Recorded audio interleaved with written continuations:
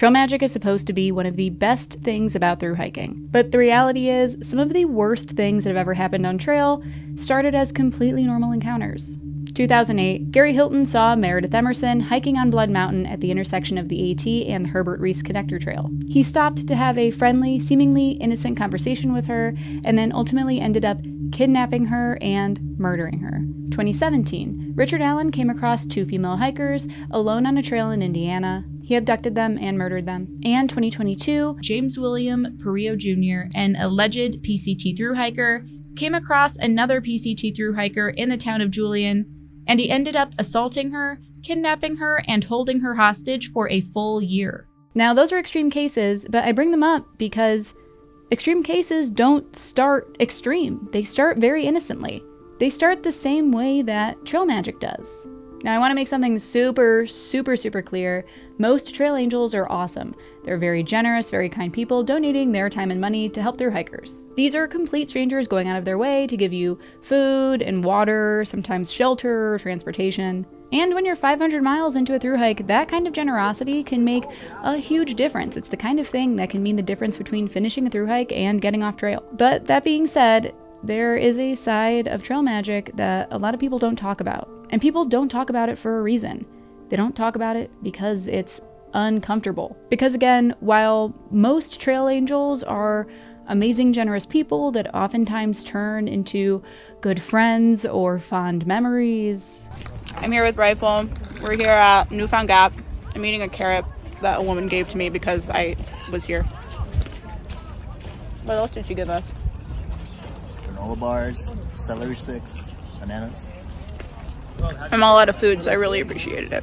If you hike long enough or you talk to enough hikers, you start to see a pattern of folks out there that don't have the best intentions. Now, Madison Blagden, also known as Pegleg, a calendar year border-to-border triple crowner, multi-time triple crowner, hiker influencer, she's awesome.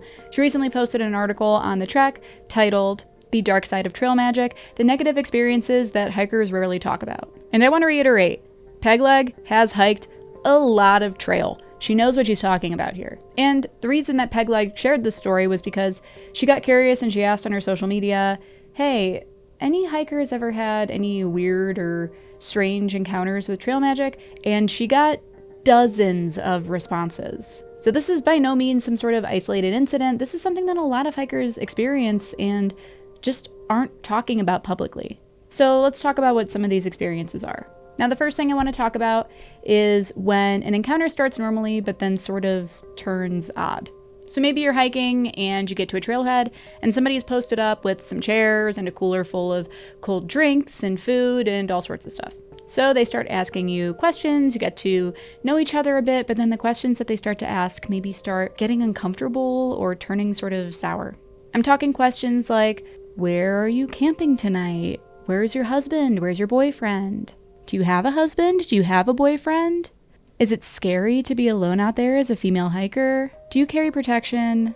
And these are things that, again, might seem normal to somebody who is just making casual conversation, but questions like these in the mouth of someone who has malicious intentions, it becomes a very different conversation. And for somebody who wants to get alone with hikers, trail magic is a pretty easy way to do it.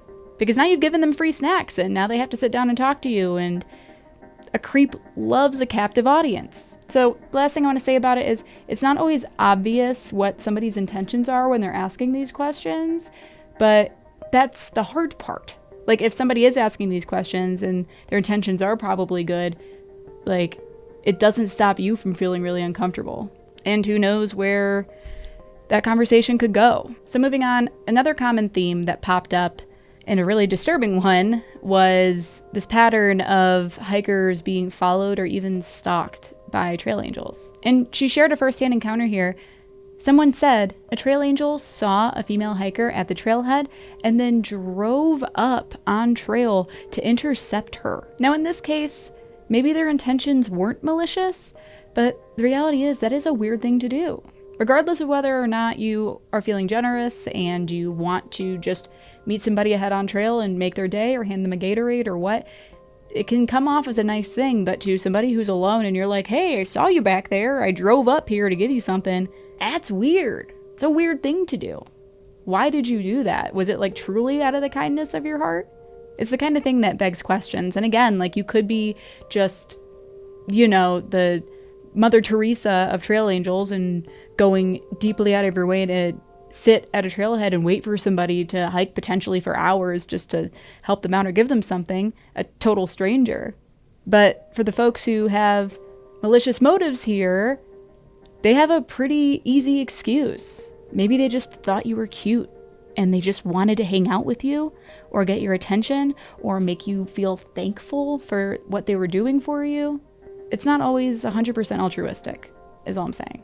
And on the AT, I had a friend who caught the unwanted attention of a local, and he started coming to trail and waiting for her at trailheads, and she started having to blue blaze to get around him. She started having to hike with guys because she was afraid that this guy would hop in his car and try to find her up trail.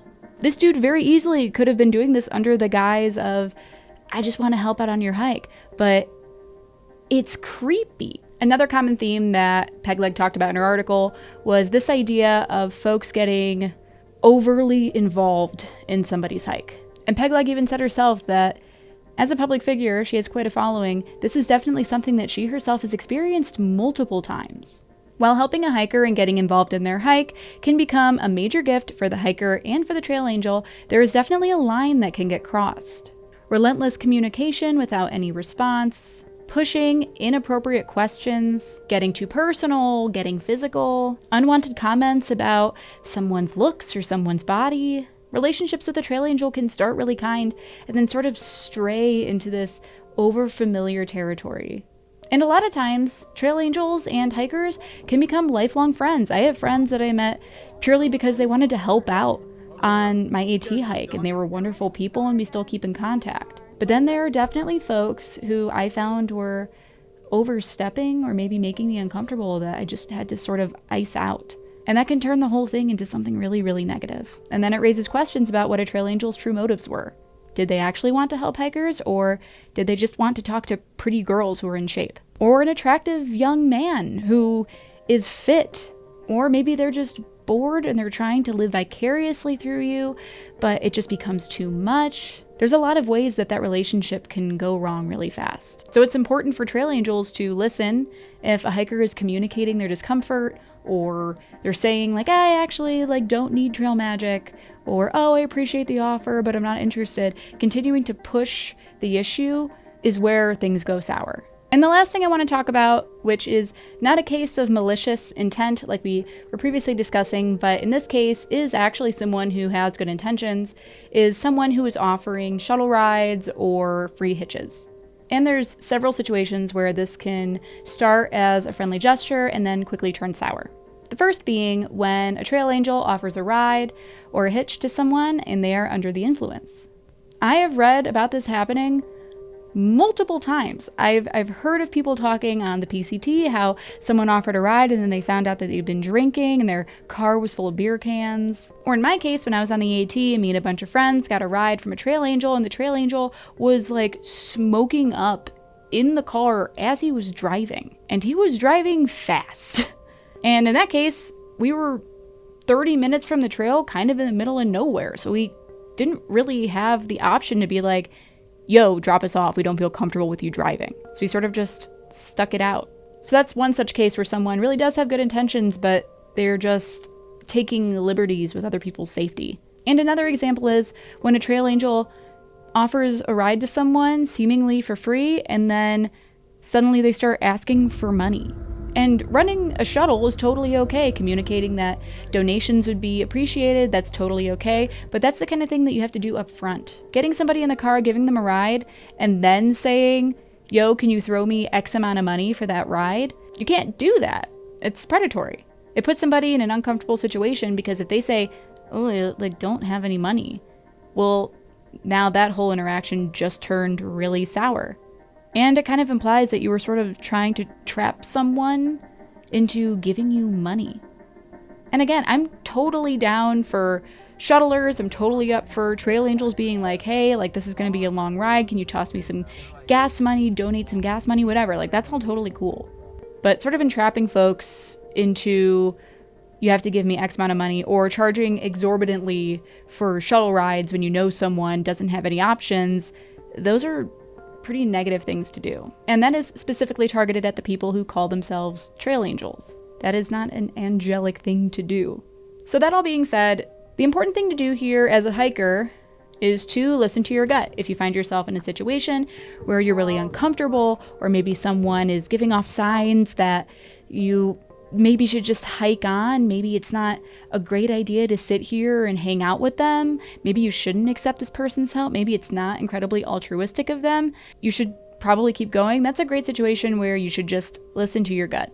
Because you're going to hear a lot of stories from women on trail who had uncomfortable situations and they feel like the only reason that they got away safely is because something in their instincts told them to get out of Dodge. But again, that can be really tricky when you find yourself in a place where you really need someone's help. Maybe the sun is going down, you need to get into town, maybe you're injured, maybe you're out of food, maybe you're out of money, maybe you really need somebody's help, and now this person has stopped, it's the first car you've seen in hours, and they're putting off some seriously weird energy.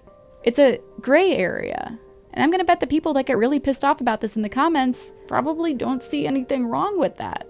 In fact, there was a comment on Pegleg's article, I'm gonna put it right here, that was absolutely insane. This is the exact reason I can never take a trip with you. I'm never inappropriate in my mind, but I love the idea of your hair hanging over my face and you laughing. That thought alone is probably inappropriate, and I'd be a fool to ask you to do that in front of my wife. It's probably the only reason I follow girls through hiking and not guys. I mean, that guy can hop in his car, put a couple of Gatorades and some bags of chips in the trunk, and head to any trailhead he wants and talk to any female hiker that just happens to pass by. So the last thing I want to say is that, again, trail angels generally are amazing people. I met so many wonderful people that just love the trail and they just want to help out hikers because maybe they did it, or somebody they know did it, or they want to do it someday, or they're inspired by the trek. Whatever it is, trail angels personally have really helped me out.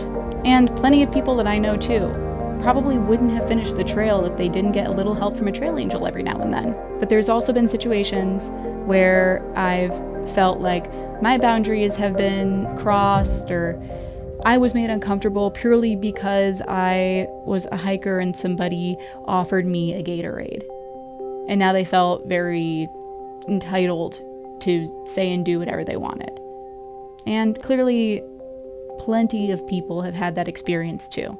So I just want to thank all of the trail angels who are amazing. I want to thank Pegleg for writing this article. I think that it was a really brave thing to do, because there does seem to be this sort of like unfallible love for trail angels in the community that maybe needs to be re-inspected in some ways. Because again, like there's always going to be bad actors in any community, but when there is this repeating pattern of folks having uncomfortable or strange encounters with people who are supposedly just being kind out of the goodness of their hearts, maybe something needs to be more closely observed. So again, my name is Jess, aka Sassafras. Thank you so much for watching. If you liked this video, don't forget to like and subscribe so you never miss another video from the trek. And be sure to head to the description.